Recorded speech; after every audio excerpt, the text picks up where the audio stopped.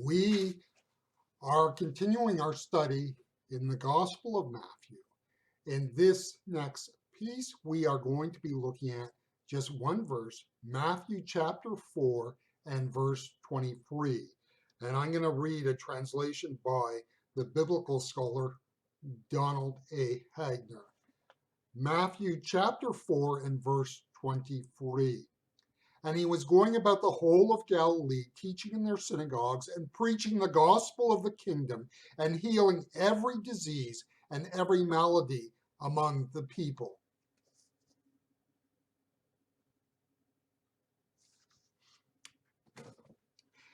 In this verse, we have a blanket statement. And one verse, we are told how little the Gospels actually tell us of the ministry of Jesus. I do not think this verse is hyperbole. I think it is telling us something about Jesus. Now, we can picture what is here by this example. It is not like one of those European trips. Day one has us landing in Brussels in Belgium. Day two has us exploring Paris, France. Day three, we are in Geneva, Switzerland. Day four, we are touring Berlin in Germany. Day five is in Prague in the Czech Republic. Day six, we are seeing the sights in Vienna and Austria.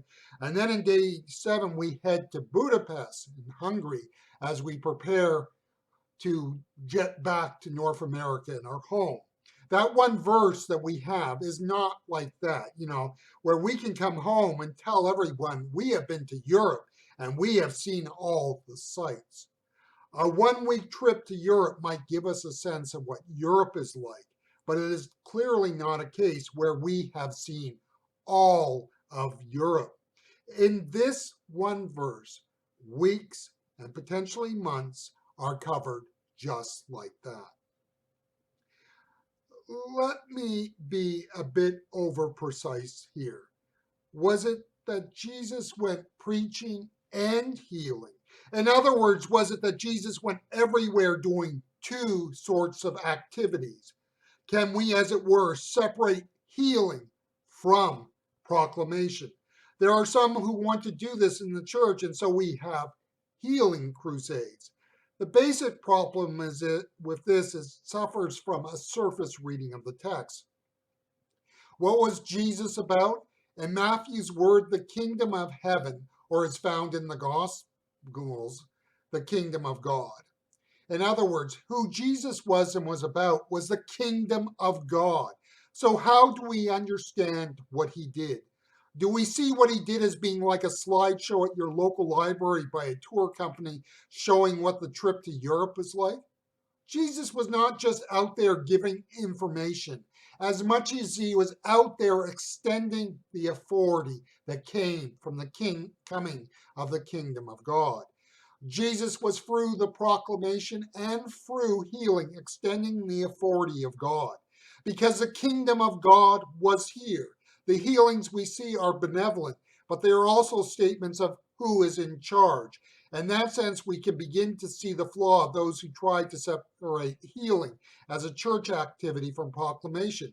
What is God most concerned about is in our lives? Is it our well-being? The answer is no. You see, a physical healing is worthless in and of itself. We all will die. And so we, for a moment, might all be well physically, but we will still die. What God is concerned for is that we recognize the authority of God. Healing is fine, but worthless if that person lives under their own authority. Now look at proclamation. We can hear that word and think that means preaching. We must be wary here, for preaching is not proclamation unless what is present. The authority of God. The healings of Jesus verified the authority found in his proclamation. In that way, a healing was a visible proclamation of the coming of the kingdom of God. The measure by which we judge preaching is not on style or information, but on its adherence to the idea that the kingdom of God has come in power and might. Preaching can just be a pretty speech.